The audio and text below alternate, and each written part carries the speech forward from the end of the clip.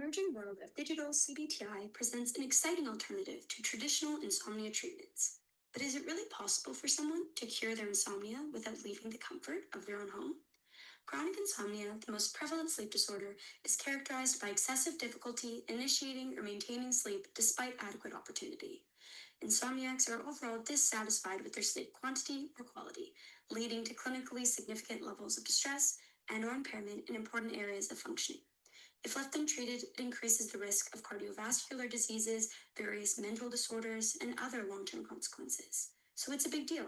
But thankfully, various effective treatment options exist. The gold standard one being CBT-I, a 5 to 8 session non-pharmacological treatment for insomnia that consists of 5 components. Sleep consolidation, which limits how much time the patient spends in bed. Stimulus control, which restricts what activities happen in a patient's bed. Cognitive restructuring, which aims to transform a patient's negative thoughts about sleep. Sleep hygiene, which educates the patient on healthy sleep practices. And relaxation techniques, which provide the patient with various strategies to quiet their mind and body at night. Studies consistently show that CBT-I produces effective results equivalent to pharmacological treatments without many of their downsides, including side effects and risk of addiction. However, despite all of CBT-I's evidence and consistent recommendation as first-line treatment, research has shown that it is severely underprescribed to insomniacs, primarily due to a shortage of trained CBT-I therapists. This is where digital CBT-I comes in, a modern version of the treatment adapted to web or mobile services that removes the requisite of professional support. As a relatively new treatment option for insomnia, there's been a recent influx of research studies in the literature dedicated to testing its effectiveness.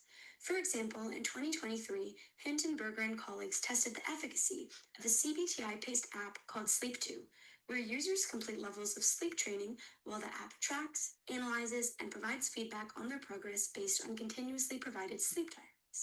Compared to a control group, participants who used the app for 6 weeks experienced a significant reduction in insomnia severity and improvements in subjective sleep quality. These are promising results, and the broader literature on digital CBT-I generally echoes this verdict of its effectiveness as an accessible, inexpensive, and low-intensity alternative to in-person CBT-I. In fact, a 2024 meta-analysis evaluating the effectiveness of primarily CBT-focused app-based sleep interventions found a medium to large effect size for primary outcomes related to self-reported symptoms of insomnia and sleep disturbances. Although this is great news, initial research on digital CBT-I has also yielded some potential concerns, which merit consideration.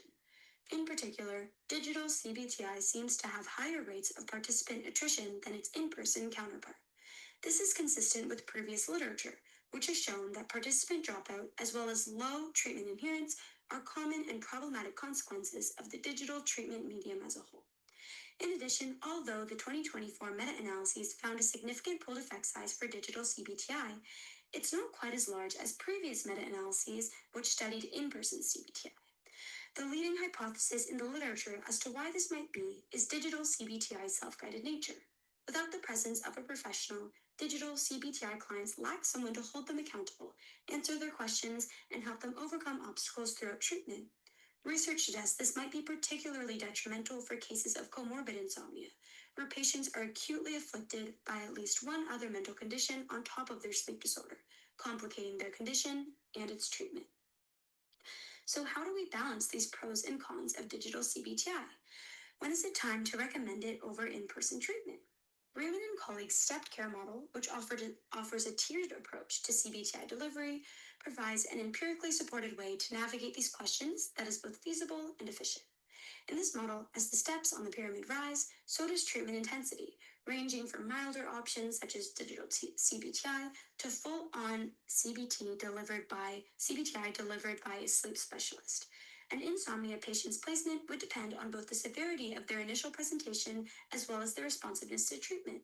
For example, a textbook case might start with digital CBT-I but move up if they don't show enough improvement after a certain amount of time, while a more complex case, like a client with comorbidities, might skip straight to a higher level.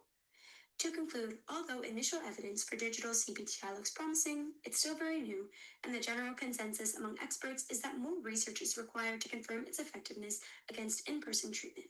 However, to best serve the diverse range of insomnia patients in the meantime, turning to empirically supported models such as the stepped care approach are a great first step in improving treatment accessibility when ensuring the maintenance of its effectiveness. Thanks for listening.